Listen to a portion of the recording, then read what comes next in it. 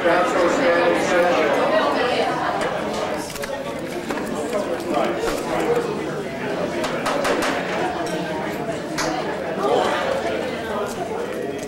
All right, item number 1, scheduled for 30 minutes, discussion of firearm background checks on city-owned or managed property. Councilmember Kazachik, Councilmember Ullin, I believe this is your matter.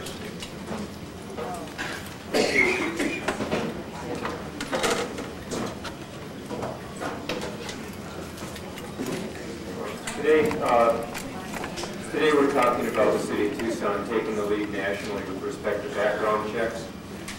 Since 1999, $1.7 million in purchases have been rejected by people failing FFL background checks. Person-to-person sales do not require those, and so what we're talking about today is really taking away the opportunity for one of those people who would have otherwise failed the check to get a second chance at making that buy. ARS 133108 last year passed by the legislature preempts us from adopting more restrictive language than state law in terms of guns, firearms. I believe that it violates our charter, but that's an argument for another day, another venue. Today, we are, hopefully, I'm going to suggest that we join the 1999 statement by Wayne LaPierre that he supported universal background checks. Today, unfortunately, that NRA has changed their position. But what we're suggesting today is that people who have felonies or criminal backgrounds should be prevented, and the only way we can identify them is through doing a background check. In 2011, 15 days after the Gabby Gifford shooting, a sting operation was conducted up in Phoenix of a gun show, and the agents identified, the agents were allowed to make purchases even when they said to the person they were making a buy from that we probably couldn't pass a background check. The state legislature does not support this yet. Clearly the GOP doesn't, because they were auctioning Glocks last year. My sense is that under current law, we cannot adopt more restrictive language, but what the state legislature cannot do is they cannot compel us to be complicit in any legal activity. The only way that we can determine whether or not a person-to-person sale is legal is to do the check. This isn't going to solve the problem. It will certainly reduce the problem. So what I'm suggesting is, one other thing before I turn it over to Karen. There are going to be people who suggest that we're creating a procedural roadblock. It's not our job up here to make the purchase of firearms more convenient. It is certainly our job to make it safer. And so I'm suggesting we close the loophole. So the motion will be that we require background checks on every gun purchase that occurs on city-owned or managed property, and that until, and we have to direct the city attorney to bring that language back in form of resolution, and until it's enacted and adopted, that we issue no more permits for gun sales on city property until this is in place. I would second that motion.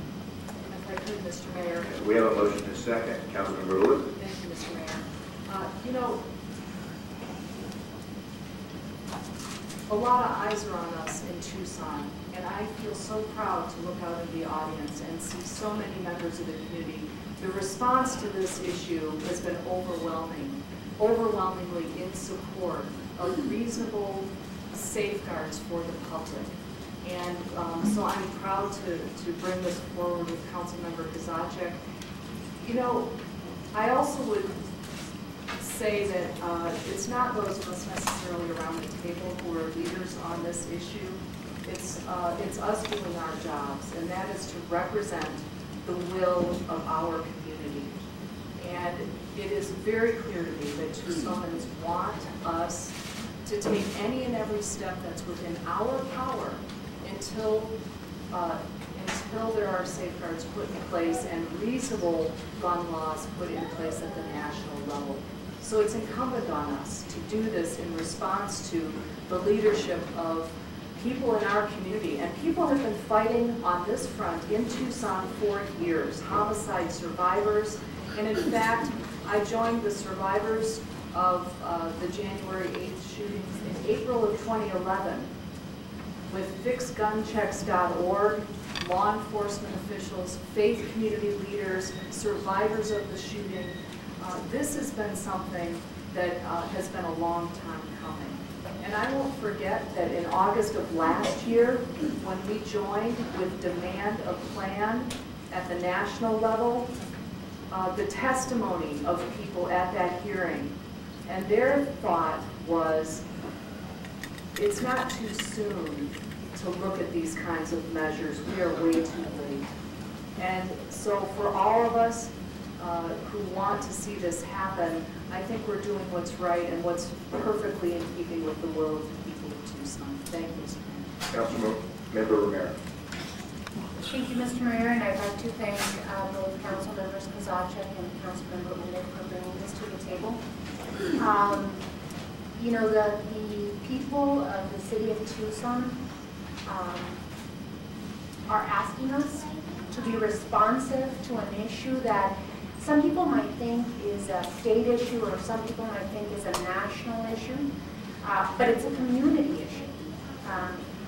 The city of Tucson and the community of Tucson suffered greatly January 8th of 2011, when our friends, our representative, Gabrielle Gifford, suffered because of the loot loss involved with gun checks and guns. And so, you know, the people that suffered in that incident, our friends, our neighbors, our children, and Christina Green, our community suffered. And December 14th of 2012, it was not just Tucson or Aurora or other places that have suffered massacres, but it was our children, the children of our nation suffered. And having a 6-year-old son, it was very tough. It was very, very tough. The second most safe place in my mind for my child to go to is school. And so the parents and children of our nation suffered, and it really woke us up. It woke me up, it woke many of us up to do something that's common sense. Common sense laws that will help protect our children, that will help protect our community, that will help protect our people. And so I do support wholeheartedly the motion that the City of Tucson Mayor and Council are moving towards today. I think we cannot go at it alone, though. I think we have to make sure that the next step for the advocates of common sense laws to protect our community have to follow up, right? It's the City of Tucson Mayor and Council, follow up with Yuma County, follow up with the state of Arizona, follow up with our federal government. So I would say, yes, I support wholeheartedly what we're doing today, but we cannot do it alone, and we have to make sure that we follow up within our state. It's one last comment. How can we ignore a national consensus? The CBS News and the New York Times polled people from January 11th through the 15th, and 92% of the American people, 92% of the American people support a background check on all potential gun buyers. We cannot ignore a national, almost national consensus. Councilman Kozaczek, just some clarifications that you're asking for direction, or forwarding direction to the city attorney on this. What I heard you say was that there were going to be background checks on all city-owned and city-managed property, and that there would be no person-to-person sales until the ordinance was adopted. Clarify it. And the motion is simply that we are on any firearm sale that occurs on city-owned or managed property will require a background check. Got it. And in the form of a resolution, and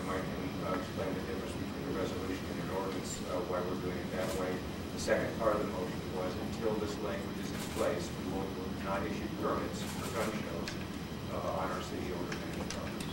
If we get sued by the state and there's a stay on this, then we will similarly not issue permits until this ordinance is in place and the language is binding. Mr. Randy?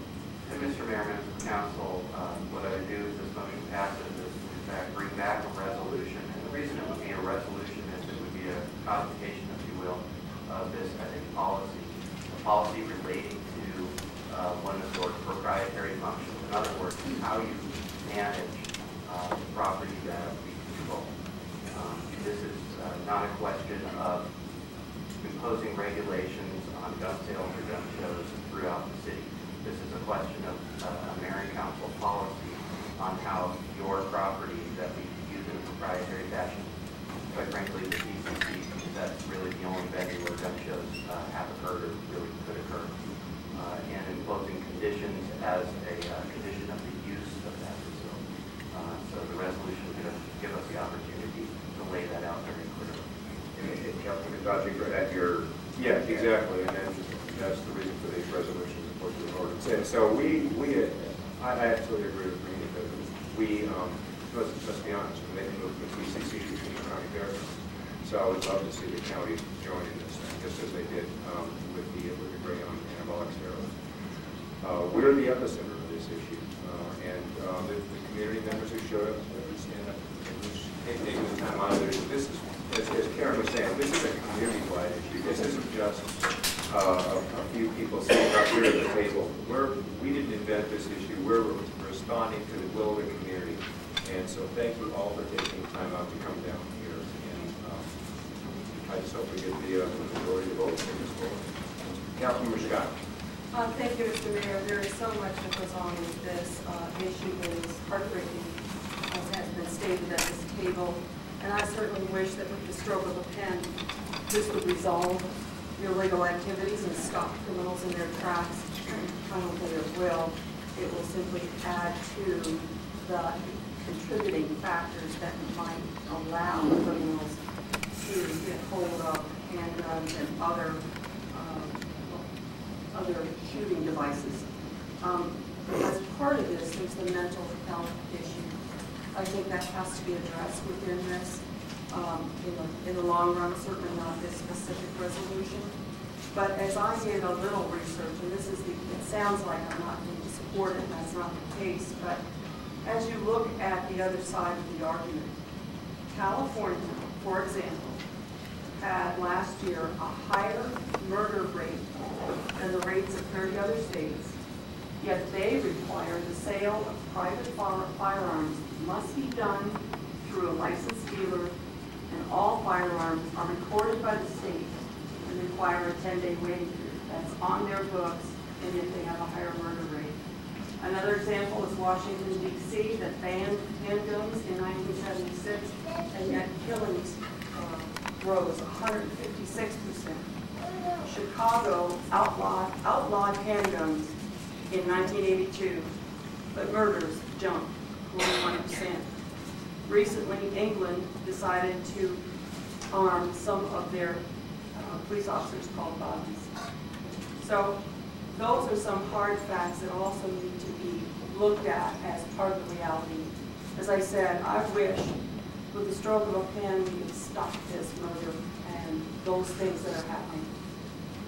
I think we need to do a lot more work with regard to mental health issues and how they are associated with these crimes. And there has to be activity from those who work with the mentally unhealthy people to deal with them before they can have an opportunity to do damage in our community. And so I certainly stress that. As one of the fathers, Mr. Mark Mattioli said, and he was the father of one of the 6-year-old children that was killed in Sandy Hook, he said, there are more than enough gun laws on the books. Criminals, by definition, break the law. So I think that there is so much more to this argument, but this specific thing takes focus on our facilities that belong to you, the citizens of this community.